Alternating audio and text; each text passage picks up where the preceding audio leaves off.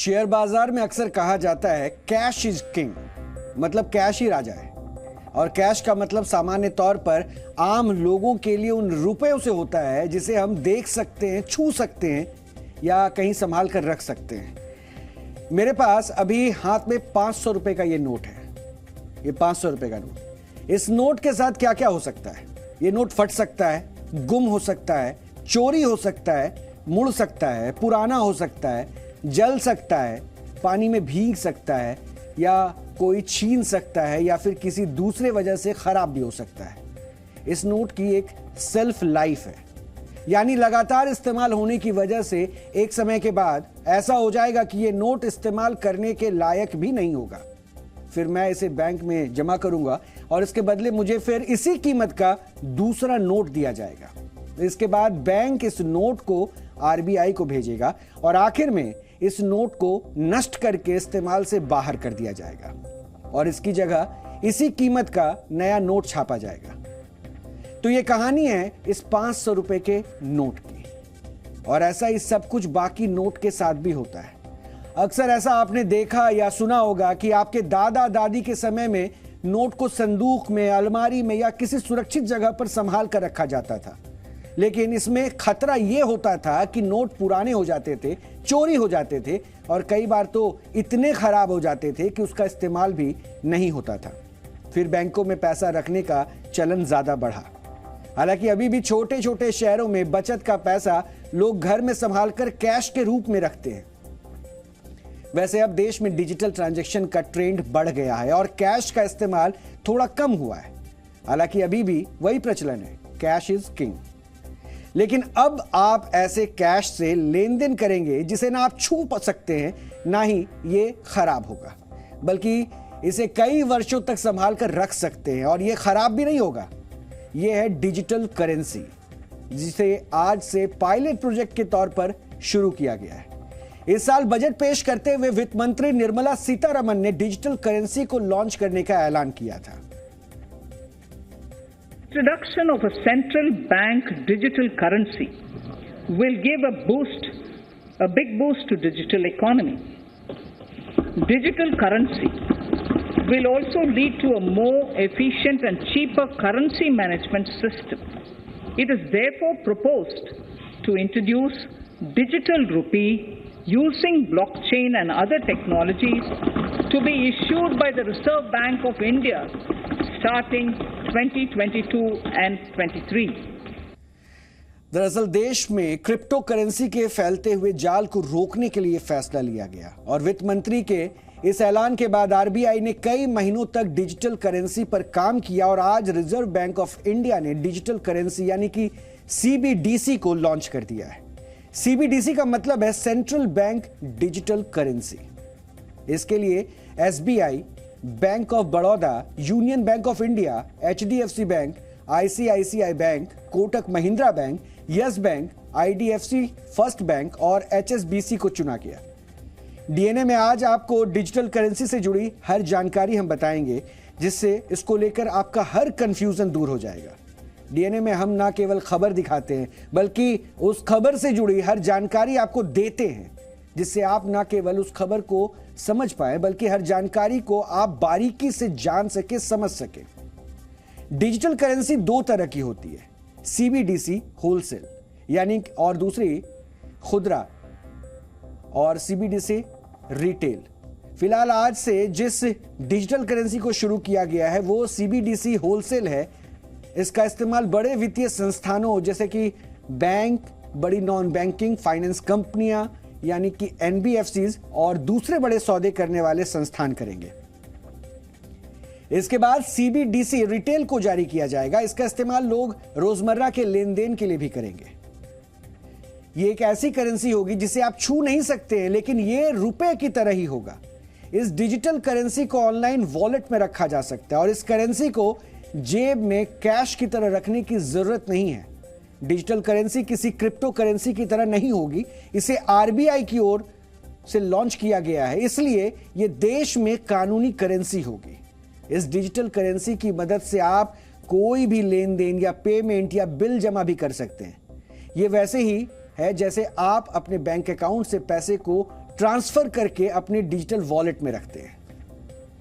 यानी जैसा कि मैंने आपको यह बताया कि डिजिटल करेंसी क्रिप्टो करेंसी नहीं है, इसकी वैल्यू रुपए के बराबर ही होगी।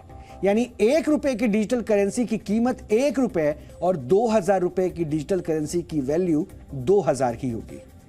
अब जब आप चाहेंगे इस डिजिटल करेंसी को फिजिकल नोट या कैश में बदल सकते हैं, कन्वर्ट कर सकते हैं। और क्रिप्टो करेंसी के लिए कोई बैंकर नहीं है, जबकि इस डिजिटल करेंसी के लिए आरबीआई के रूप में एक बैंक है जिसने इसको लॉन्च किया है। यानी किसी बैंक में जाकर आप क्रिप्टो करेंसी देकर कोई करेंसी कैश में ले नहीं सकते, लेकिन डिजिटल करेंसी को बैंक में जाकर आप कैश के रूप में ले सकते हैं। इस डिजिटल करेंसी को और अच्छे से समझने के लिए आपको आज जी बिजनेस के मैनेजिंग एडिटर अनिल सिंघवी को भी सुनना चाहिए। वर्चुअल करेंसी यानी कि डिजिटल रुपये, जी हाँ, जैसे आपकी जेब में होते ना 10, 20, 50, 100, 500 के नोट, ठीक उसी तरह से आपके वॉलेट में होंगे डिजिटल रुपये।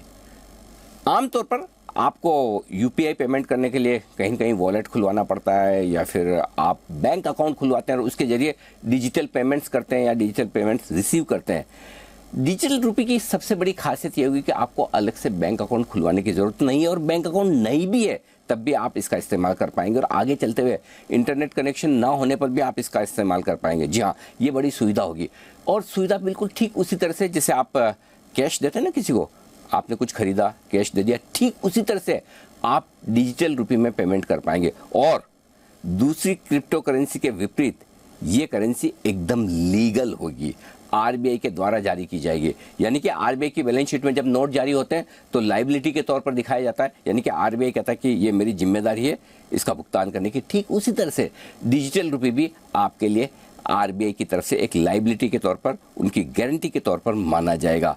फिलहाल 2 तरह की डिजिटल रुपये होंगे। शुरुआत करने के लिए जो पायलट प्रोजेक्ट लॉन्च हुआ है वो हुआ है होलसेल करेंसी के तौर पर, जिसमें बैंक्स आपस में ट्रांजैक्शन करेंगे, जो गवर्नमेंट सिक्योरिटीज़ के या उनके आपस के पेमेंट्स के जो ट्रांजैक्शन होते हैं वो डिजिटल रुपये होलसेल में होंगे। और आगे चलते हुए आपके हमारी सबकी सुविधा के लिए डिजिटल रुपये रिटेल भी जारी किया जाएगा, जिसमें आप और हम सब इस्तेमाल कर पाएंगे। और ये डिजिटल रुपये ठीक उसी तरह से होगा, अगर आपको डिजिटल रुपये को नोट में बदलना है, फिजिकल नोट आपको आरबीआई से मिल जाएंगे, या आपके पास फिजिकल नोट हैं और आपको डिजिटल रुपये चाहिए तो आपके पास वो भी कन्वर्ट हो पाएंगे, यानी कि पूरी तरह से कन्वर्टेबल। तो ये एक बड़ा बदलाव होगा जिसमें आरबीआई अपनी लायबिलिटी के तौर पर फिजिकल नोट छापने के बजाय आपको डिजिटल रुपये में लेन देन करने की सुविधा देगा। तो डिजिटल करेंसी कैसे काम करती है ये तो आपने समझ लिया। अब इस करेंसी को लॉन्च करने के बाद आरबीआई किस तरह से आगे काम करेगी ये हम आपको समझाएंगे। लेकिन जैसा कि अभी आपको बताएगा कि डिजिटल करेंसी लॉन्च होगी और डिजिटल करेंसी कैसे काम करती है ये भी आपको हमने समझाया, और अब इस करेंसी को लॉन्च करने के पीछे की वजह क्या है ये जानना भी अब आपके लिए बेहद जरूरी हो जाता है।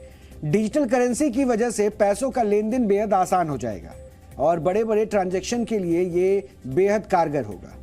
Check, draft, bank account transaction का झंझट सब कुछ खत्म हो जाएगा और मोबाइल से कुछ सेकंड में पैसा ट्रांसफर होंगे। इसके साथ ही नकली करेंसी की जो समस्या है उससे भी छुटकारा मिल जाएगा। इस करेंसी को किसी भी तरह से नष्ट नहीं किया जा सकेगा और इसे लंबे समय तक संभाल कर रखा जा सकता है। सबसे बड़ी बात, पेपर नोट की जो प्रिंटिंग का खर्चा है वो भी बचेगा। देश में 4 जगहों मध्य प्रदेश के देवास, महाराष्ट्र के नासिक, तमिलनाडु के मैसूर और पश्चिम बंगाल के सबलोनी में नोट को छापा जाता है। आरबीआई के मुताबिक हर साल नोटों की छपाई में करीब 4.5 करोड़ रुपए का खर्च होता है और आरबीआई की रिपोर्ट के मुताबिक 2021-22 में नोटों की छपाई पर 4,985 करोड़ रुपए खर्च हुए थे। 2020-21 में नोटों की छपाई में 4,012 करोड़ रुपए खर्च हुआ था, जबकि 2019-20 में 4,378 करोड़ रुपए खर्च हुए थे। और नोटों की छपाई में पिछले 5 साल में सबसे ज्यादा खर्च 2016-17 में हुआ था।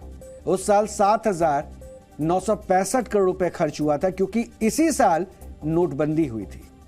50 रुपए के 1,000 नोट को छापने का खर्च 1130 रुपए है और 100 रुपए के 1,000 नोट को छापने का खर्च 1770 रुपए है, जबकि 200 रुपए के 1,000 नोट को छापने का खर्च 2370 रुपए है और 500 रुपए के 1000 नोट को छापने का खर्च 2290 रुपए है। वहीं 2000 के 1000 नोट को अगर छपवाया जाता है तो उसमें खर्च आता है 3540 रुपए। लेकिन डिजिटल करेंसी से यह सारा खर्च बच सकता है और आरबीआई के मुताबिक सामान्य तौर पर एक नोट की सेल्फ लाइफ 2 से लेकर अधिकतम 10 साल तक होती है, यानी 10 साल बाद नोट इस्तेमाल के लायक नहीं बच पाता है। जबकि डिजिटल करेंसी में ऐसा नहीं होता है, उसकी सेल्फ लाइफ हमेशा के लिए होती है। कैश वाले नोट एक समय के बाद खराब हो जाते हैं, इसलिए आरबीआई को उसकी जगह नए नोट छापने होते हैं। 2018-19 में आरबीआई को खराब हुए नोट के बदले में जितने नोट छापने पड़े उस पर 1490 करोड़ रुपए खर्च हुआ। यानी अब खराब नोटों की छपाई का आरबीआई खर्च भी कम हो जाएगा। यह सच्चाई है और इसलिए हमने कहा ना कि ये एक डिजिटल क्रांति है।